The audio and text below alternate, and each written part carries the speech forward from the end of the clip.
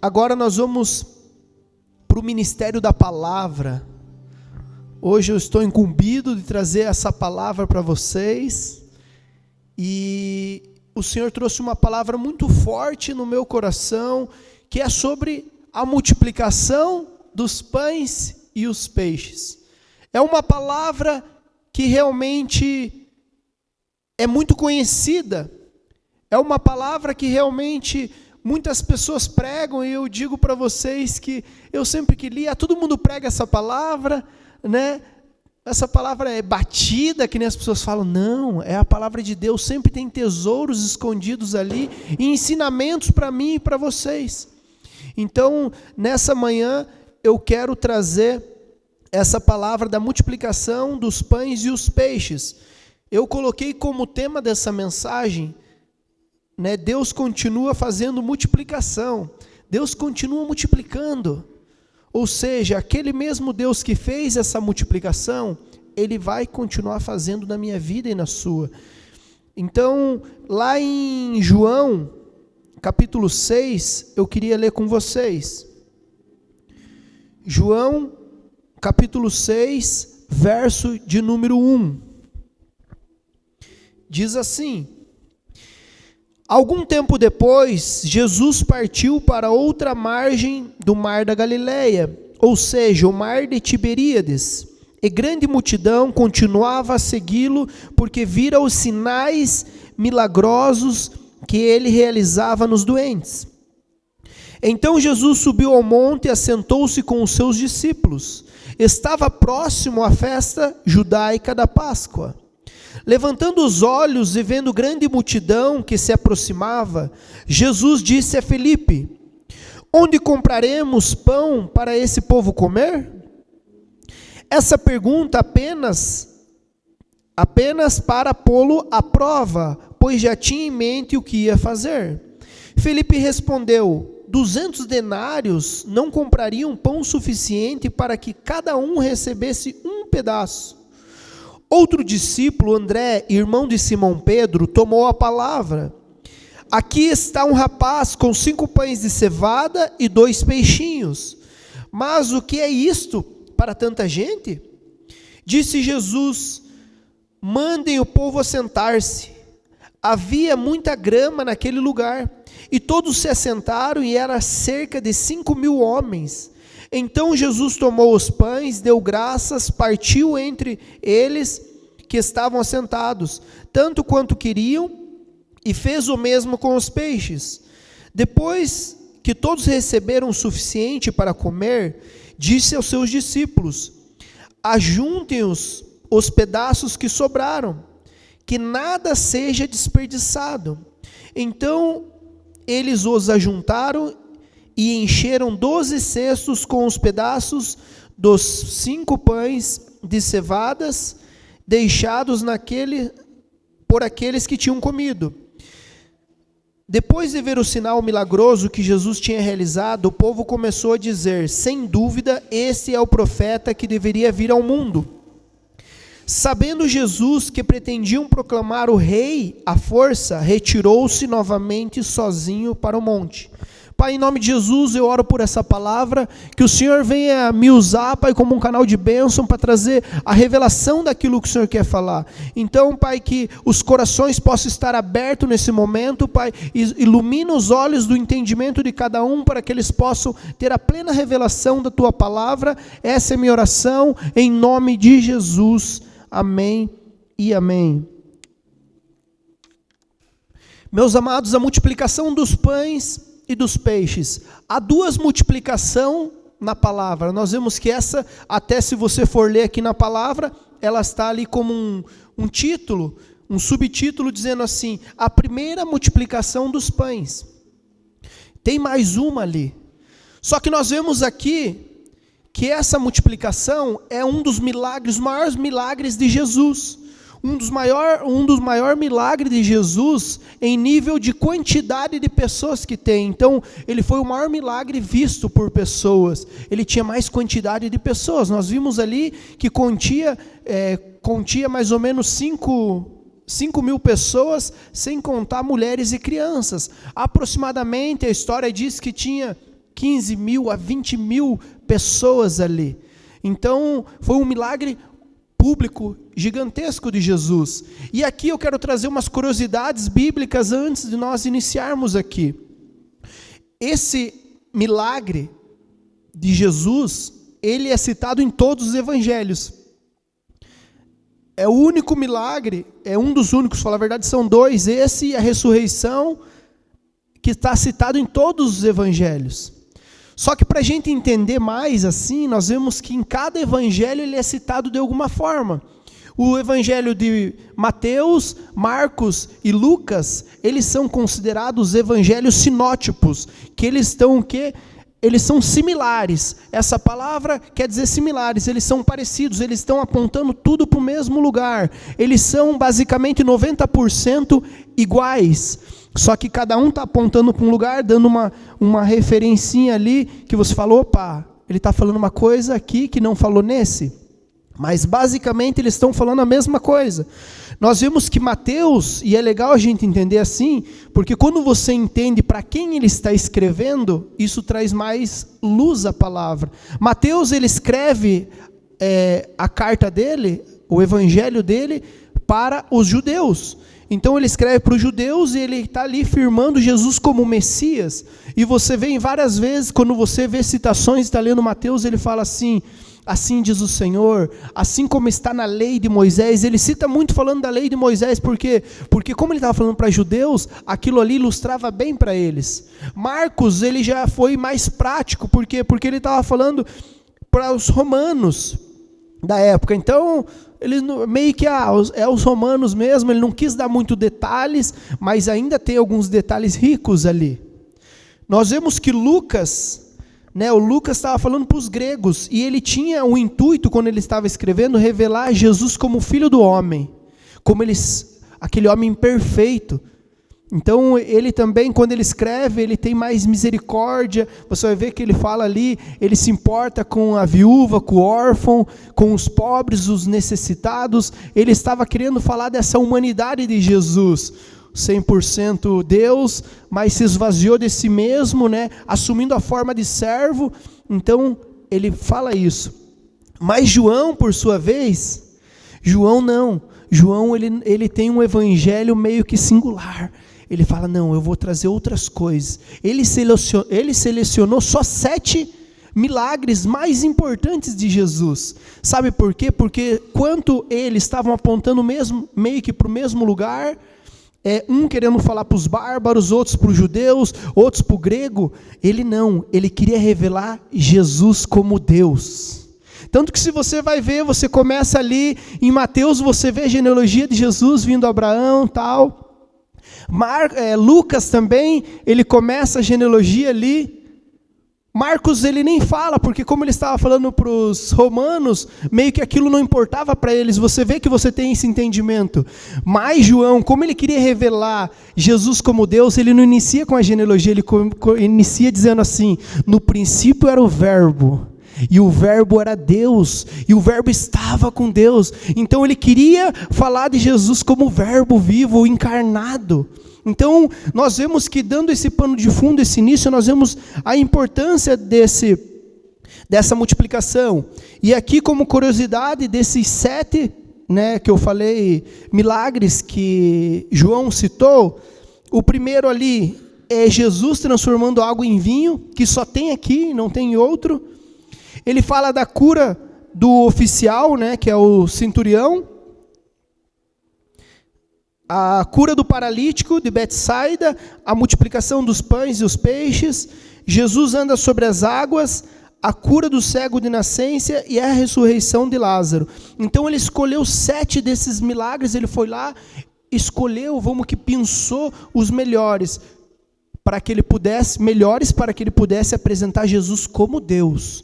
Então nós vemos que ele é mais profundo nisso. Então nós, tendo esse pano de fundo, tendo esse entendimento da importância do que João estava falando, eu vou iniciar aqui trazendo os primeiros versos aqui, aonde ele diz assim, João 6:1, ele diz: em algum tempo depois, Jesus partiu para o outro lado da margem, para o mar de Tiberíades, quando grande multidão continuava a segui-lo, porque vira os sinais, que legal, ele fala os sinais.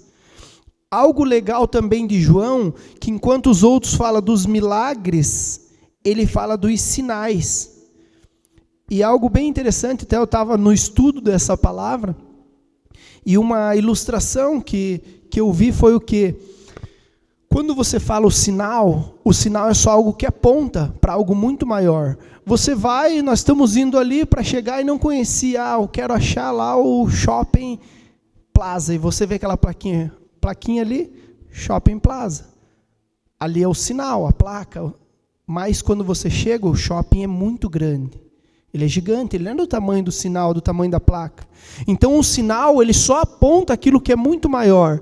Então o que ele estava querendo dizer assim, ei, eu não vou falar como um milagre, eu vou falar como um sinal, porque ele é Deus. Para vocês tudo é um milagre, mas o meu Deus, multiplicar pães e peixe é pouco.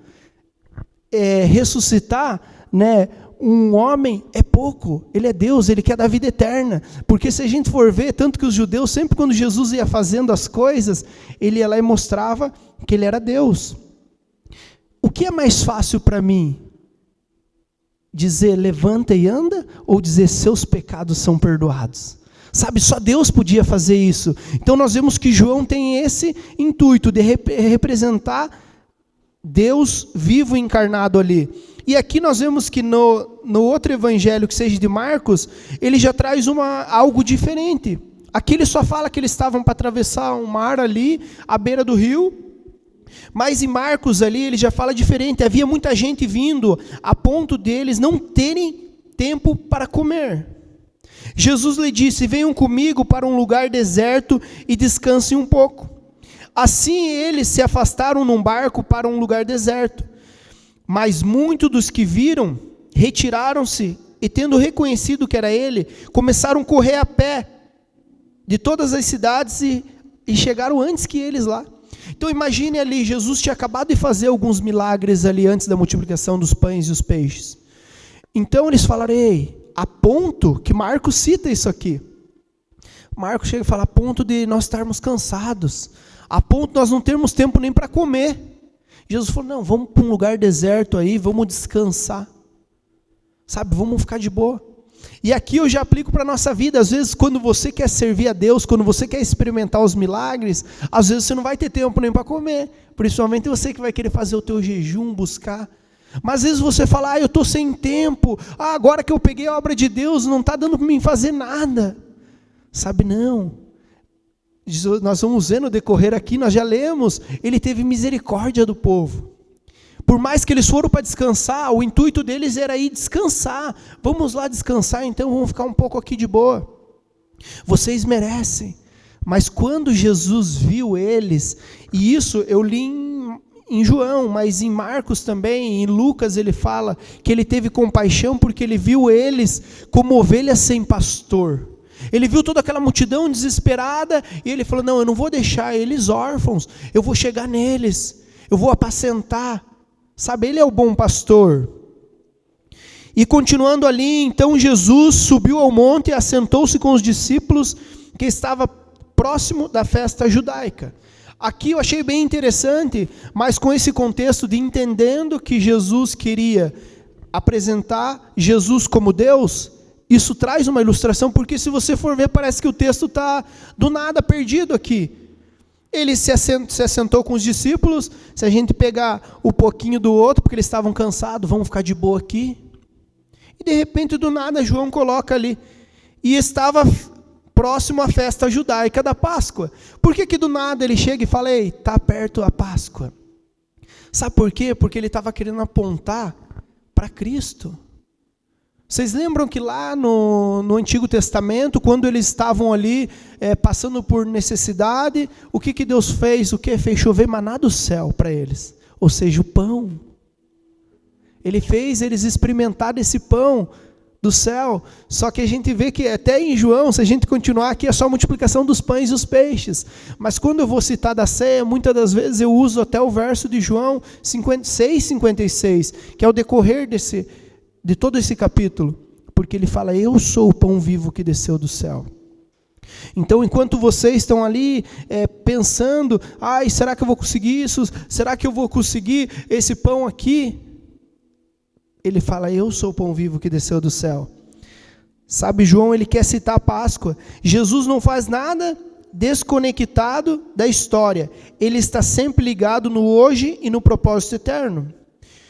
E aqui eu trago para nós, será que nós temos enxergado os sinais de Deus no tempo certo, ou nós estamos distraídos com a necessidade momentânea?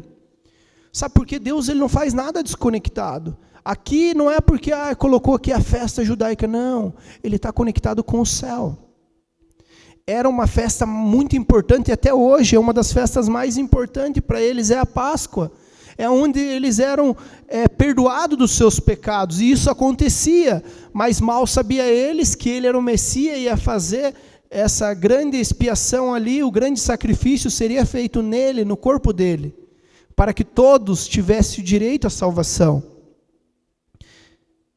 E ali nós continuando no 5, levantando os olhos e vendo uma grande multidão que se aproximava, Jesus disse, Felipe, onde compramos pão para esse povo comer? E aqui ainda ele diz, fez essa pergunta apenas para pô-lo à prova, pois já tinha em mente o que ia fazer. Aqui eu coloquei assim, Jesus questiona o questionador. Sabe, porque Jesus olha a multidão, ele não vê só a necessidade, ele vê uma oportunidade. Pergunta para Felipe, propositamente, Jesus sabia o que faria, mas ele faz essa pergunta porque ele era um questionador. Felipe era aquela pessoa que questionava também, era aquela pessoa que queria saber das coisas. Se a gente for ver também mais à frente, Felipe é aquele que ele fala assim, mostra-me o Pai. Ele fala para Jesus, mostra-me o Pai, e ele fala, ei, você está comigo, quanto tempo, e você ainda me pergunta, mostra-me o Pai. Então nós vemos que ele também questiona ali, quando Natanael está ali, ele também fala com Jesus, ele é um cara de fazer perguntas. Só que o mais legal também aqui, em outro texto, se a gente for ler, não em João, ele fala que esse mar de Tiberíades, o que acontece? É como se, igual uma rua, essa rua aqui mesmo, se a gente pegar lá na frente, ela é outro nome, ela chega numa certa parte, ela muda o nome. O rio era a mesma coisa. Ele ia numa parte, mas depois, aqui ele chegava em Betsaida, que era onde Filipe morava. Então, acredito eu que Jesus faz esse questionamento para ele, justamente porque ele morava ali. Ei, você que mora aqui, o que nós vamos dar de comer para esse povo? Tipo, você sabe onde tem a pane aí, onde que é a Big Pão? Fala aí. Você não conhece os mercados, onde que é o Jacomar? Vamos lá comprar um pãozinho. Então ele faz essa pergunta para ele ali, para questionar ele, mas ele já sabia o que ele ia fazer. Mas isso, se a gente aplicar para nós, quantas vezes Deus nos faz perguntas que ele sabe a resposta, só para mostrar o quanto somos limitados pela nossa lógica humana. Sabe, é bem isso, às vezes Deus faz uma pergunta para nós, mas ele já sabe a resposta. A nossa lógica humana já vai começar a calcular, meu Deus, e é o que nós vamos ver ali. Meu Deus, será que vai dar certo? Sabe, eu tenho muito amigo lá, os caras são bons aqui, da caneta, e vai, faz conta, e não sei o quê. Mas é aquele negócio, papel e caneta aceita tudo. E às vezes a gente quer colocar o plano de Deus dentro desse papel e caneta. Mas Deus, ele não está de acordo com a nossa lógica. Sabe, Jesus pergunta para ele como que vai vencer isso. Não porque ele não sabe revelar, mas porque ele é Deus. A pergunta de Jesus não é sobre a capacidade, mas é sobre a fé. Sabe, não é sobre como você vai conseguir, mas é sobre a fé que a pessoa tem. Você vai conseguir montar esse negócio? Ele já sabe, não. Você vai montar esse negócio, vai dar tudo certo. Eu já estou aqui, eu já estou com a provisão, mas eu quero ver a tua fé. Eu quero ver a tua fé para você avançar. Você está tentando resolver com cálculos o que Deus resolve como milagre. Sabe, às vezes você está calculando, será, mas a minha faculdade é isso, eu ganho isso, nossa, para ir para a igreja gasta isso e tal. E nós fazemos vários cálculos. Mas Deus, ele quer nos trazer um milagre de uma multiplicação. Hoje nós precisamos entender isso. Deus continua fazendo multiplicação. Sabe, nós temos que falar, Deus, eu quero experimentar dessa multiplicação que vem do céu. Eu quero experimentar dessa multiplicação que vem do alto. Que é só você que pode. Mas nós temos que tirar essa cabeça. Eu até coloquei de Betsaida, porque Betsaida é a sua região de escassez. Porque ele morava ali. Sabe onde você mora? Diz que o profeta não tem honra na sua casa às vezes. Então ali talvez Felipe, esse lugar de escassez dele era onde ele morava. E foi bem no lugar onde ele morava que Jesus falou, não, eu vou perguntar para esse. Por que Jesus perguntou para aquele? Porque não perguntou para Pedro, que era ousado? Porque ele não perguntou, sei lá, até para Judas, que ficava com o dinheiro? Judas que andava com o dinheiro ali. Ele foi e perguntou para outro. Então por quê? Porque às vezes o lugar que você mora é o teu lugar de escassez, é o lugar que você não consegue acreditar. Então ali Deus fala, ei, sai desse lugar, pensa na minha lógica e vamos avançar. Sabe, e aqui é muito forte que ele continua e pergunta assim, no 7, Felipe respondeu, 200 denários não compraria pão suficiente para que cada um comesse um pedaço. Então Jesus vai e pergunta para ele, e a resposta dele natural é o quê? Ele já faz as contas.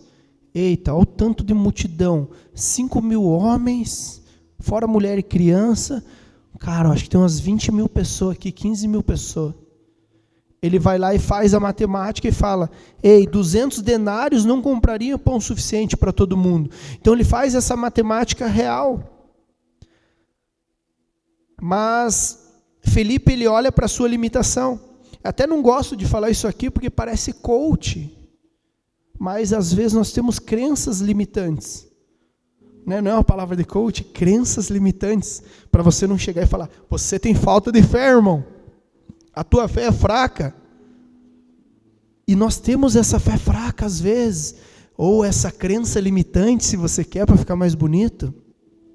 Nós não conseguimos avançar porque Deus dá um comando para nós, ei, monta esse negócio, ei, troca de emprego, vai para essa faculdade, dá um passo para a direita, dá um passo para a esquerda, e você fala o quê? Eu vou fazer cálculo, porque se meu aluguel é X, isso aqui, ixi, não dá. E daí você fica travado naquilo, na sua escassez, não consegue avançar, porque você está olhando para a lógica, para a matemática. E eu posso trazer quantos testemunhos aqui meu mesmo. Cara, quando eu montei o meu melhor salão, as coisas maiores que eu já fiz, foi sem dinheiro. Foi apenas com fé. Literalmente com fé. Quem conheceu lá o meu salão viu, era o top das galáxias. E eu não tinha R$1. Eu só tinha fé e um amigo com um cartão. E tudo aconteceu. Sabe, as coisas aconteceram, tudo se pagou. Sabe, porque a gente fica pensando que tem que ser do nosso jeito. Às vezes você quer comprar um carro. Eu quero comprar o meu carro. O Vini fala, eu vou comprar o meu carro. E daí você fala, não, cara, pela matemática, olha como que está o Brasil. Eu vou ter que juntar aqui. Eu vou comprar à vista, que não sei o quê. E às vezes Deus manda você parcelar mesmo, você sendo aquela pessoa que fala, cara, mas olha o tamanho dos juros. Ei, quem paga os teus juros não é você, é Ele. É igual a pessoa que fala, não vou pagar imposto, eu não vou fazer isso aqui, eu vou sonegar. Ei, Ele vai dar em abundância. Nós vemos aqui que na multiplicação, Ele dá a multiplicação para sobrar. Ele não faz só a multiplicação só para você comer. Às vezes você está numa escassez que você só pede, ai Deus, só me dá isso aqui. Se você me der mais que isso aqui, eu vou se perder. E claro, tem pessoas que se receber mais, se perdem. E aqui eu já trago um parênteses. Tem pessoa que vai nascer e morrer no deserto, aquela vida difícil, sabe por quê? Por duas coisas. Por falta de fé e porque talvez vai se deslumbrar com a bênção e vai largar de Deus. Que tem pessoas que, eu não quero um carro, Deus, ora, faz jejum, vem na igreja, recebe o carro, daí todo domingo estou na praia. Eita glória, olha que bênção de Deus. Sabe, é para você desfrutar? Claro que é. Deus quer que você passeie com a tua família? Quer. Só que o culto é para Ele, é aquilo que a gente fala, não importa, não que não importa as pessoas, mas Nós, como pessoas, temos que entender que nós viemos aqui para cultuar Ele. O sacrifício já foi feito, não tem como a gente fazer de novo a expiação de Cristo. Mas nós hoje somos o sacrifício vivo. Nós temos que vir aqui, Senhor, eu me entrego como um sacrifício vivo, santo e agradável a Ti. Só que às vezes nós só se entregamos como sacrifício. Eu só vim. Você só veio para o culto, mas você não está se santificando. Sou um sacrifício vivo, santo e agradável. Será que Deus tem se agradado do teu sacrifício? Deus tem se agradado do jeito que você tem cultuado? Sabe, é isso. Deus, Ele quer o nosso todo. Ele quer que a gente mude essa mentalidade. E nós não podemos fazer igual Filipe. Fazer essa continha básica e se limitar. E continuando, ele vai no 8. Outro discípulo, André, irmão de Simão Pedro, tomou a palavra. Aqui está um rapaz com 5 pães de cevadas e 2 peixinhos. Mas o que é isso para tanta gente? Então, enquanto ele está falando, eu estou aqui, imagino eu, é a mesma coisa, a gente fazendo assim, gente, e agora? Vamos dizer que nós íamos fazer a obra aqui, não tivesse R$1 aqui, os trabalhadores estavam o dia inteiro trabalhando aqui, ou sei lá, até um culto, não importa, vamos pensar nos trabalhadores que é mais fácil. Os trabalhadores ficam com mais fome. E pintamos tudo, e arrumamos o carpê, e passou gesso ali, e tal. E de repente bate aquela hora da... Eu chego, e agora? Vamos despedir eles ali, para eles ir para casa, para eles comer em casa e tal. Daí eu chego para o Henrique e falo, Henrique, dá de comer aí o povo. O Henrique olha todo mundo, né, bate no bolso da carteira, não é época do pagamento, vamos pensar que ele recebesse por mês, no final de mês. Não dá. Nossa, pastor, a marmita, vamos contar que cada uma está R$25. Meu Deus, teria que ter R$450 para alimentar todo esse povo aí. Não dá.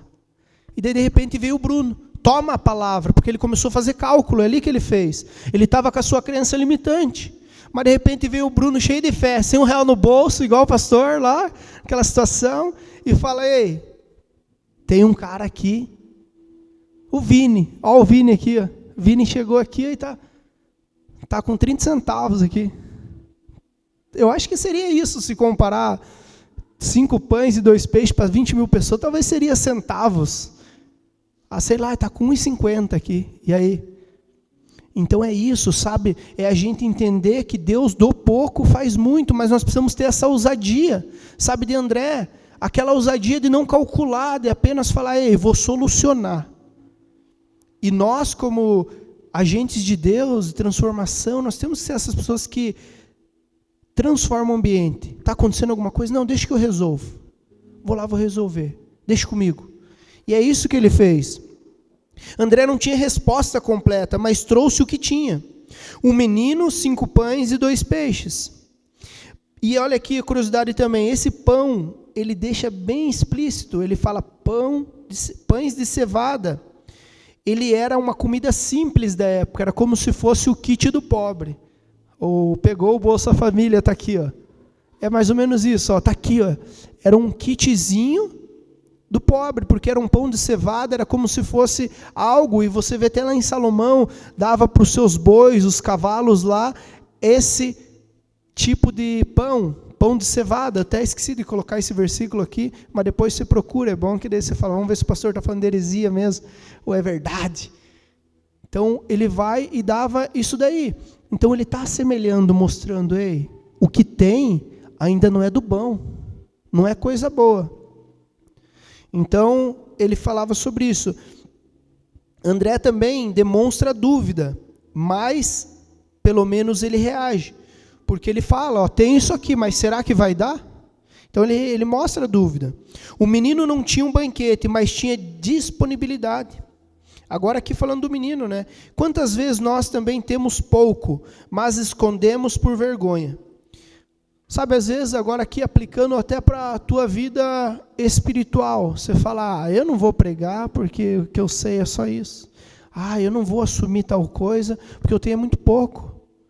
Eu não vou contar meu testemunho porque é muito pequenininho, não é tão legal. Sabe, Deus, Ele quer usar no pouco. Sabe, igual a palavra diz, se você honrar Ele no pouco, sobre o muito Ele vai te colocar.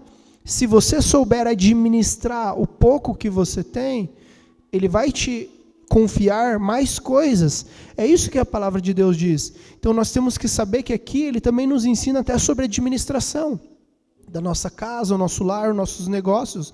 Nós precisamos entender isso. E às vezes também nós não estamos recebendo porque não estamos sabendo administrar isso que Deus tem. Você fica ali teimando, orando, buscando, mas você não muda em ações. Você pode ser o mais espiritual, mas se você não romper com esses princípios, infelizmente você vai patinar. Você tem escondido o que Deus quer usar às vezes. Igual ali. Às vezes, imagine se esse menininho vai lá, esconde. Ele fala, não. Mas foi do pouco que Deus vai fazer esse milagre. Continuando ali, então Jesus ordenou que fizessem todo o povo se assentar em grupo na grama verde. Assim eles se assentaram em grupos de 100 e de 50. Tomando os pães e os 2 peixes, olhando para o céu, deu graças, partiu os pães e em seguida entregou aos seus discípulos para servirem o povo. E também dividiu os 2 peixes entre todos. Essa aqui que eu li agora é em Marcos, ela dá mais detalhes. Ele fala que eles se assentaram, ele fala que eram grupos de 50 e de 100. Já em João ele é mais direto. Manda se assentar, abriu uma grama naquele local.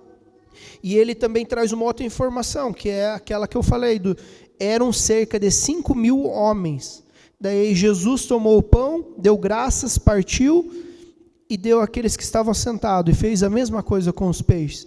Então aqui na multiplicação, algo também que eu creio, e eu acho que foi muito assim, até nós estávamos comentando, né, na reunião do ensino, eu acredito que Jesus pegou o pão, né, fez assim, né, partiu, deu graças. Para a verdade, deixa eu só não falar heresia aqui. Tomando o pão, olhou para os céus e deu graças e partiu. Então, ele olhou para o céu, ô Pai, eu te dou graça. E aqui eu até trago algo que eu falei para os meninos, se vocês também é mais pessoas para me questionar, e você também aí da rede social. Eu não vejo na Bíblia, você tem que orar para comer. Que nem a gente, você tem que orar para comer. Não, mas ele ensina nós darmos graças a Deus pelo alimento. Então você está ali, não que você não vai orar, então a partir de agora eu não vou precisar mais orar para comer. Não, você tem que agradecer. Porque também tem pessoas religiosas que chegam num restaurante, põe a mão sobre o prato, Senhor e tal, abençoe esse alimento. Parece que para mostrar que ele é crente. Daí já entra naquilo que Jesus corrige. Eles acham pelo muito falar, vão ser ouvidos, eles querem estar de pé nas sinagogas. Não, nós só queremos apresentar isso aqui a Deus, falando, Deus, eu reconheço, obrigado, que nunca falte. Né? Quando a pessoa, não sei se é só o católico, né? Eu vim do catolicismo, a gente depois fala, Deus que ajude. Né? Fala isso daí, tem essa, e se a pessoa não falar, fala Deus que ajude, cara. Você fica ali cobrando a pessoa, amém, Deus que ajude, amém, Deus que ajude, amém. Fica a mesa inteira assim, até todo mundo, Deus que ajude, amém. Daí o evangélico às vezes fala, Deus abençoe, né? Mais bonito, mas o mesmo sentido. Mas é isso, eu acredito que Deus vai lá, olha para o céu, Pai, abençoe isso aqui, e parte, e dá para ele. Só que ele tinha 5 pães, né? E 2 peixinhos só que eles estavam em 12 ali. Então, se você for ver, Jesus acho que fazia assim, dava para eles. Fazia assim, dava para eles. E foi fazendo. E daí que nem o Leandro ilustrou aqui, que ele imaginou, ele falou, acho que o discípulo pegou e falou, cara, será que vai dar certo? Porque Jesus chama eles para participar daquilo. Vamos dar para os caras. A hora que ele dava, ele falou, agora vai acabar. Não pode, né? Só um pedacinho. Dava. Ele olhava, o pedaço voltava ali. Imagine você quebrar um pão no meio e dar um pedaço. Você vai olhar aqui de novo, o pedaço está inteiro de novo. Quebra, está inteiro. Quebra, está inteiro. E de repente você quebra e está inteiro. Quebra e está inteiro. Tó a tua provisão. Tó a tua provisão. Tó a tua provisão. Deus dando a provisão para cada um. Ele quebrando e fala, tó Leandro, esse aqui que você precisa. Tó Henrique, esse aqui. Porque ele é a provisão. Só que ele diz que ainda sobra, né, 12 cestos ali. Será que depois eles ficaram brincando? Olha, vamos ver. Porque a Bíblia diz, enquanto a botija há óleo. Então Deus, Ele não vai parar de derramar enquanto você tiver lugar para ser cheio. Tanto que Ele fala, ei, e Ele aqui é até louco nessa passagem, que Ele fala, vai lá pegar as vasilhas que você puder. Ele pegou tudo o que podia, e tudo o que pôde, Ele encheu. Então enquanto tiver botija, vai ter óleo. Então nós precisamos entender isso. Deus, Ele não vai fazer só aquilo que você precisa, Ele vai fazer além. Lembra que eu iniciei aqui? Aquele que faz infinitamente mais. Nem olhos viram, nem ouvidos ouviram aquilo que Deus tem para aquele que o ama. Então é essa verdade que precisa estar em nós, para que a gente possa avançar e crer. Só que antes de multiplicar, Jesus organiza. O povo estava com fome, todo desorganizado, talvez aquela loucura, mas o milagre não aconteceu no meio do tumulto. Sabe, Ele é um Deus de organização. Ele primeiro quer organizar, Ele vai chamar a pessoa. Jesus mandou todo mundo sentar, ó, fica aqui, grupos de 50, grupos de 100. Ele mandou o povo se assentar em grupo. Então, sempre que Deus quer fazer um milagre, Ele vai organizar. Não é no meio daquela loucura que Deus fala às vezes também. Né? Nós vemos também outros versos que aquele mar revolto, várias coisas, vento. Ele veio na bonança. Sabe, a paz que excede todo entendimento. Então, e aqui já traz uma aplicação para a minha vida e para a tua. Às vezes você está querendo um milagre de Deus, mas o que você precisa é se organizar. Você precisa se organizar em algumas coisas para que Deus te dê outras. Como que você vai? Eu quero fazer isso aqui. Vamos dizer, eu quero tirar minha carteira de habilitação. Não, eu quero comprar meu carro. Mas você não tem nem a carteira. Eu estou cheio de conta aqui nessa área, mas eu estou comprando um tênis novo. Eu quero isso aqui, mas isso aqui está pendente. Sabe, então nós precisamos se organizar. Deus, Ele quer fazer o milagre em cima da organização. Claro que Deus sabe a debilitação de cada um, a limitação de cada um. Começa. Eu sempre acredito assim. Deus está ali e você está aqui. Você vem dar um passo para Deus, Deus vem e dá 2, 3 para você. Ele vai vindo de encontro com você quando você se posiciona. Se posicionou para o milagre. Ei, estou me organizando aqui, Deus. E às vezes até na vida espiritual. Não, Deus, eu quero mais de você, está difícil, eu não consigo. Eu até sirvo aqui, eu faço várias coisas, mas eu não estou conseguindo me aprofundar.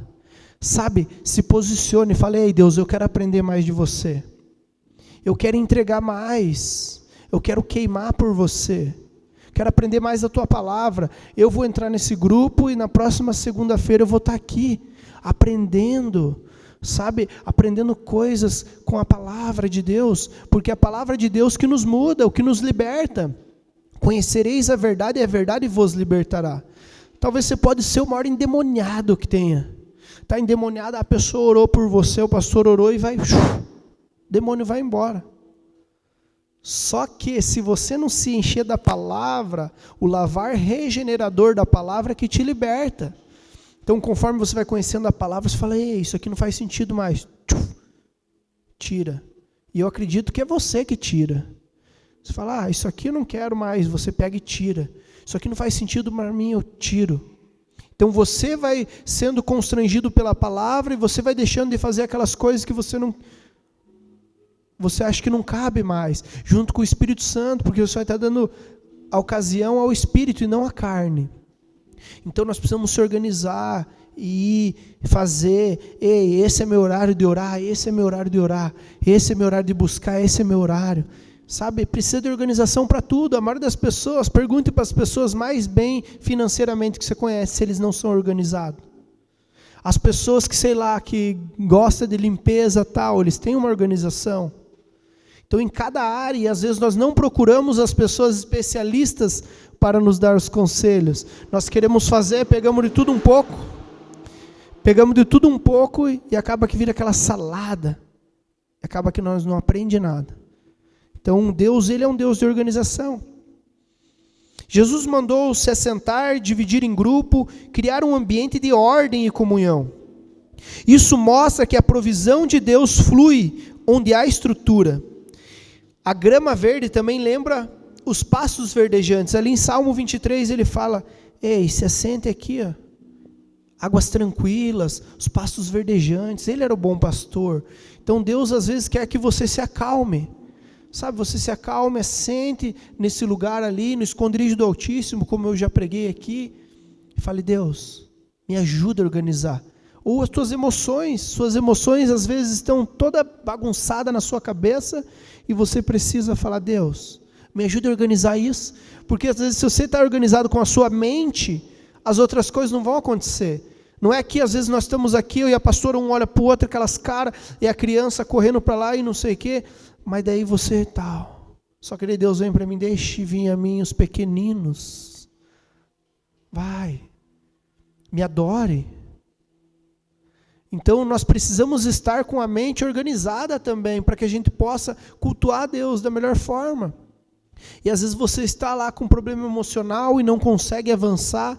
Você está vindo na igreja, você está dizimando, está ofertando, está fazendo tudo que o protocolo manda, mas você não está tendo conexão direta com o Pai. Então nós precisamos fazer isso. Muitos clamam por um milagre, mas vivem em desordem, seja relacional, financeira, espiritual, emocional. Não tiram tempo para se assentar, vivem correndo, não param em família, não organizam prioridades, tudo é urgente. Ó, isso aqui foi forte que eu coloquei aqui. Tudo é urgente, mas nada é essencial. Sabe, tudo é urgente, mas nada é essencial. Nós precisamos sentar. Tem hora que a pastora chega para mim e fala, ei, deixa o celular lá. Às vezes eu acabo de sair da reunião aqui, até da nossa reunião desse final de semana, e deu, não, agora vou mandar o áudio, vou mandar não sei o que e tal. Não, para, vem aqui, vamos, senta na mesa, vamos comer, vai conversar. Então, às vezes, tem prioridades que precisam ser estabelecidas, é aquilo que é essencial, porque tudo não é prioridade, as coisas da igreja, falar aqui, mandar para vocês alguma coisa, ei, mas tem coisas que são essenciais. Deus fala, quando você se casa, você está dividido entre a sua família e Deus. Então, se eu ficar aqui só na igreja, buscando só as coisas da igreja, eu vou estar em desequilíbrio com aquilo que o próprio Deus me coloca. E tem pessoas que falam, ei, mas meu casamento deu errado, ei, mas ó, foi pro brejo. Mas por quê? Porque ele não teve esse equilíbrio e colocou na conta de Deus. Que nem Adão, ei, ó, a mulher que tu me deste. Ei, ele quis colocar na conta de Deus. E Deus vai lá e chama ele, mas o que eu te ordenei? Qual que eram as ordens? Então nós precisamos entender isso. Às vezes Deus já te deu ordem para você parar com algumas coisas, Deus já deu ordem para você fazer algumas coisas e você não executou. E isso talvez te trava de você viver essa multiplicação. Deus quer abençoar a sua casa, mas antes ele diz, senta, organiza, se conecta com quem está por perto. Sabe, se conecta, ei Luana, vamos sentar aqui, vamos organizar isso aqui, tal. Porque às vezes você só fica correndo, o trabalho, não. A Jenny está lá, vai ser a maior empreendedora de São José dos Pinhais, no ramo dos doces, em nome de Jesus. E de repente, ei, meninos, aqui, ó, Henrique já está grande, Henrique, me ajuda nisso aqui, ó. Vai, faz esse marketing, ajuda aqui. Meninos, ó, é para lá que nós estamos indo. Sabe, são coisas simples que nós não fazemos às vezes, que é o que vai nos impulsionar para o local que Deus tem para nós. E de repente nós vamos ver essa multiplicação e pessoas vão comer junto dessa multiplicação também. Porque você não é aquele que retém. A pessoa que recebe isso, ela é generosa. Nós até estávamos aqui montando a aula onde nós vamos falar sobre dízimos e ofertas, dando um, como que é que fala? Um insight, não? Como que é? Um spoiler. Nós falando assim, tem pessoas que vai e dizima, tem pessoas que oferta, mas a pessoa que entra no nível de ofertar, a pessoa não, eu oferto, é porque ela já entrou em outro nível com Deus, ela já recebe tanto. Só que sabe o que Deus falou comigo? A pessoa que oferta naquele nível que nós estávamos falando é a pessoa que é organizada. Ela já se organizou tudo com Deus, porque nós estávamos falando da pessoa que oferta mais do que o dízimo. Ela fala, eu não dizimo, mas eu oferto. Só que a oferta dela ultrapassa, às vezes, 20%, 30% do que ela ganha. Por quê? Porque ela é tão organizada financeiramente, em todas as áreas, que Deus ela dá em abundância para ela. Deus trouxe isso aqui para mim e é forte. Então, quando você se organiza, você experimenta o melhor. Agora, continuando ali, depois de todos receberem o suficiente para comer, disse aos seus discípulos: ajuntem os pedaços que sobraram, para que nada seja desperdiçado. Sabe isso? Jesus falou: ei, ajunte tudo que sobrou, para que nada seja desperdiçado. Quantas vezes a gente esbanja aquilo que Deus deu? Ei, você ganhou, quantas vezes eu já fui assim? Ei, ganhei hoje 500 no salão, sei lá, milão. E de repente, ei amor, vamos? Hoje tem, vamos lá, churrascaria e tal, e começa a gastar e compra. 10 vezes você desperdiça aquilo que Deus deu. Tipo, Ele deu um pouquinho a mais daquilo e você já se deslumbrou. Cara, e a gente é assim, você ganha um a mais, tem pessoa que ganha 100, ela gasta os 100, porque ela fala, ela tem um coração bom, e é uma pessoa boa, vai lá, não, tô aqui, paga para um, paga para outro, só que às vezes acha que não vai acabar, mas Deus fala, ei, ajunte todos os pedaços que sobraram, que nada seja desperdiçado. Na minha casa tinha isso, A pastora também fala uma vez que a mãe dela fez ela comer até os ouvidos praticamente. Foi igual com o povo hebreu lá. Não sei se vocês lembram dessa. Eles estavam comendo pão, recebendo direto do céu o pão. Imagina você comendo um milagre do céu, acordar cedo a Big Pão e mandar um pãozinho ali, você comendo todo dia um pãozinho. De repente, todo dia aquele pão seco, Senhor, todo dia esse pão, você começa a parar de agradecer, esquecer que você era escravo, que você era pecador, e está recebendo a bênção, mas de tanto receber aquilo ficou normal, e de repente você vai lá e fala assim, Senhor, eu quero carne, eu quero outra coisa, e Deus faz vir as codornizes, só que faz que eles iam comer tanto até sair pelos ouvidos, está na palavra, leia lá, seus gulosos, é isso que vocês querem, entendeu? E daí a mãe chega e fala assim, filha, aqui você quer, mas tem que comer tudo, daí aquela coisa de criança que só finge que vai comer e não quer comer. A mãe dela fez ela comer até vomitar.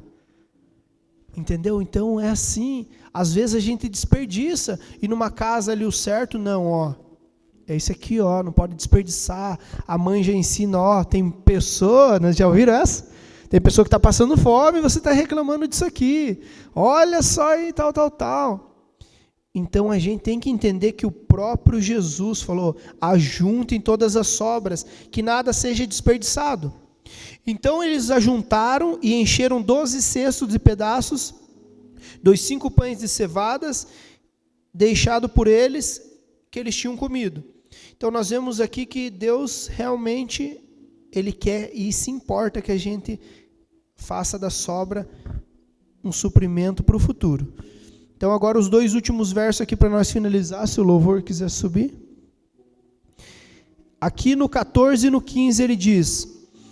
Depois de ver o sinal milagroso que Jesus tinha realizado, o povo começou a dizer, sem dúvida, este é o profeta que deveria vir ao mundo. Jesus, sabendo que eles pretendiam proclamá-lo à força a rei, retirou-se novamente sozinho para o monte. Então aqui nós vemos também algo legal, que eles queriam reconhecer ele como profeta. Eles falaram, depois de ver esses sinais aqui, certeza que ele é um profeta. Por quê? Porque na memória deles, eles lembraram do profeta Eliseu. Eliseu, ele era o discipulado por Elias. E ele também multiplicou pães. Lá em 2 Reis 4:42, um homem trouxe a Eliseu 20 pães, aqui nós vemos que era mais pães, só que menos quantidade de pessoas. Ele disse, dê ao povo para que coma. E ainda sobrou conforme a palavra do Senhor. Se você ler todo, ele fala a mesma coisa, foi um milagre muito parecido com o de Eliseu. Ele vai lá, vem a pessoa, em torno de 100 pessoas, pega os 20 pães, ele faz uma multiplicação dos pães também, e ele fala, não, pode ir lá entregar, e ainda eu profetizo que vai sobrejar. Então vai sobrar. Então Deus é assim, Ele nunca vai fazer um milagre sem fazer com que sobre. Então o milagre que Deus tem para você vai sobrar, sabe para quem? Para a tua geração, para os seus filhos e os filhos dos seus filhos. Amém? Então se coloque em pé. Queria que nesse momento você fechasse seus olhos mesmo, desconectasse da pessoa que está do seu lado. eu queria falar algumas verdades dessa palavra para nós relembrar. Talvez hoje você esteja como Felipe. Sabe, Felipe estava olhando para os números, para os boletos, para o que faltava. Talvez você está dizendo hoje para Deus, 200 denários não seriam suficientes para quitar essa conta. Mas Jesus não está pedindo uma conta, Ele não está perguntando nada do que você tem. Os milagres dele não é pela lógica, apenas entregue na mão dele. Ou talvez hoje, nessa manhã, você está também, ou você seja como um pai e uma mãe de família, sabe que às vezes está todo endividado, querendo até avançar, mas você precisa dessa organização, você precisa se assentar, colocar esse milagre na mão de Deus. Ou você também esteja como André, você até viu que tem algo, mas você não consegue crer que isso é suficiente para todos, e que você também possa entender que Deus, Ele faz em cima da organização. Então hoje o Senhor, Ele quer trazer o teu milagre, o Senhor, Ele quer multiplicar sobre a sua vida, sobre os seus negócios, sobre a sua casa. Então, enquanto o louvor vai ministrando essa canção, eu quero que você faça a sua oração, ou se você quiser, você pode vir à frente. Eu quero orar pela sua vida, poder derramar essa multiplicação do Senhor, dizendo que o Senhor ainda continua fazendo multiplicação, o Senhor continua fazendo milagre, e Ele vai fazer sobre a sua vida, no nome de Jesus.